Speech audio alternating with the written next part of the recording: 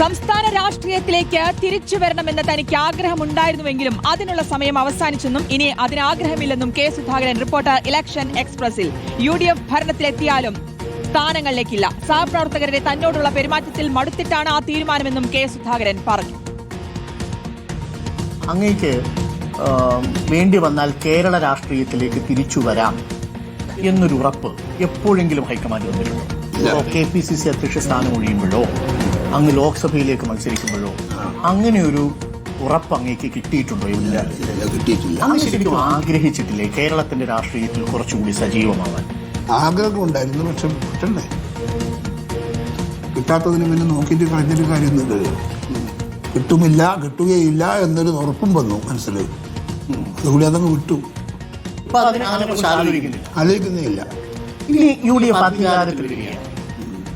അങ്ങേക്ക് ഈ സർക്കാരിന്റെ ഭാഗമാകാൻ ഒരു ആഗ്രഹം ഇനിയില്ല.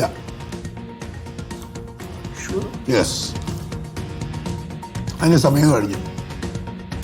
എനിക്ക് എൻ്റെ സഹപ്രവർത്തകന്മാരുടെ ഒരു ഇതില്ലേ, എന്നോടുള്ള പെരുമാറ്റങ്ങളും എന്നോട് കാണിച്ച ബന്ധങ്ങളും അതിൻ്റെ അകത്ത് മടുത്തിട്ടാണ് വേണ്ടെന്ന് വെച്ചു. റോഷിപാലുണ്ട് വിശദാംശങ്ങൾ നൽകാൻ. റോഷിപാൽ, ഇലക്ഷൻ എക്സ്പ്രസിലാണ് കെ സുധാകരന്റെ ഈ വെളിപ്പെടുത്തൽ. അതിൽ പ്രധാനമായിട്ടും പറയുന്ന ഒരു കാര്യം, സഹപ്രവർത്തകരുടെ തന്നോടുള്ള പെരുമാറ്റത്തിൽ അത് മടുത്തിട്ടാണ് ഈ തീരുമാനം. ഇനി വരുന്നുണ്ടോ എന്ന് ആവർത്തിച്ച് ഡോക്ടർ അരുൺകുമാർ ചോദിക്കുമ്പോൾ അദ്ദേഹം പറഞ്ഞത് അങ്ങനെ ഒരു ആഗ്രഹം ഉണ്ടായിരുന്നു, പക്ഷേ ഇനിയില്ല എന്നുള്ള കാര്യം വ്യക്തമാക്കുകയും ചെയ്യുന്നു. വിവരങ്ങൾ. ശ്രുതി, കേരള രാഷ്ട്രീയത്തിൽ സജീവമാകാനുള്ള ആഗ്രഹം നേരത്തെ തന്നെ കെ സുധാകരൻ അത് കോൺഗ്രസ് ഹൈക്കമാൻഡിനെ അറിയിച്ചതാണ്. രാഹുൽ ഗാന്ധിയെയും മല്ലികാർജ്ജുൻ ഖാർഗെയൊക്കെ അറിയിച്ചതാണ്.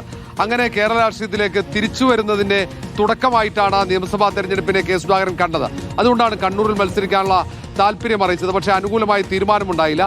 അതുകൊണ്ടാണ് അവിടെ പറയുന്നത് സഹപ്രവർത്തകരുടെ ചില നിലപാടുകൾ, ചില നേതാക്കൾ ശക്തമായി കെ സുധാകരൻ കണ്ണൂരിൽ മത്സരിക്കുന്നത് എതിരെ നിലപാട് സ്വീകരിച്ചു എന്നാണ്, അതിനെ എതിർത്തു എന്നതാണ് അങ്ങനെ ഒരു തീരുമാനം, സുധാകരനെതിരായ ഒരു തീരുമാനം വരാനുള്ള കാരണവും.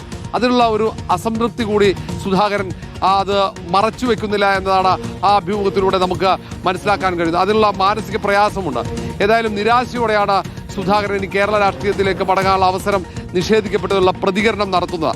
ഈ പ്രതികരണമൊക്കെ വരും ദിവസങ്ങളിൽ കേരള രാഷ്ട്രീയത്തിൽ ഏതൊക്കെ തരത്തിൽ, പ്രത്യേകിച്ച് കോൺഗ്രസ് രാഷ്ട്രീയത്തിൽ പ്രതിഫലിക്കുമെന്ന് വ്യക്തമല്ല. കാരണം ചില സഹപ്രവർത്തകരുടെ ഭാഗത്തുനിന്നുണ്ടായ അനുഭവങ്ങൾ അത് ദുരനുഭവങ്ങളാണെന്ന് സുധാകരന്റെ വാക്കുകളിലൂടെ നമുക്ക് മനസ്സിലാക്കാൻ കഴിയുന്നുണ്ട്. അത് ആരുടെ ഭാഗത്തു നിന്നാണെന്നത് വരും ദിവസങ്ങളിൽ കെ സുധാകരൻ വ്യക്തമാക്കുമെന്നാണ് പ്രതീക്ഷിക്കുന്നത്. അങ്ങനെയെങ്കിൽ അതൊരുപക്ഷെ കോൺഗ്രസ് രാഷ്ട്രീയത്തിൽ വലിയ തർക്കങ്ങൾക്കും കലഹങ്ങൾക്കും വഴിവെക്കുമെന്ന കാര്യത്തിൽ സംശയമില്ല. ആരാണ് കെ സുധാകരന് സീറ്റ് അനുവദിക്കാതിരിക്കാൻ ഇടപെട്ടത് എന്നൊരു പ്രധാന ചോദ്യമുണ്ട്. ആ ചോദ്യത്തിന്റെ ഉത്തരം കൂടിയാണ് ഇനി കെ സുധാകരൻ പറയേണ്ടത്. അതാരാണെന്ന് കെ സുധാകരന് വ്യക്തമായിട്ടുണ്ട്. അതുകൊണ്ടാണ് ചില സഹപ്രവർത്തകരുടെ ഇടപെടൽ കൊണ്ടാണ് താൻ ഈ ആഗ്രഹം അവിടെ അവസാനിപ്പിക്കുന്നത്. ഇനിയൊരു പ്രതീക്ഷയില്ല തനിക്ക് UDF അധികാരത്തിലെത്തിയാൽ അതിന്റെ ഭാഗമാകാൻ കഴിയുമെന്നോ അല്ലെങ്കിൽ UDFന് വേണ്ടി കേരളത്തിൽ സജീവമായി പ്രവർത്തിക്കാൻ കഴിയുമോ എന്ന പ്രതീക്ഷ പൂർണ്ണമായും കെ സുധാകരൻ നഷ്ടപ്പെടുകയാണ്.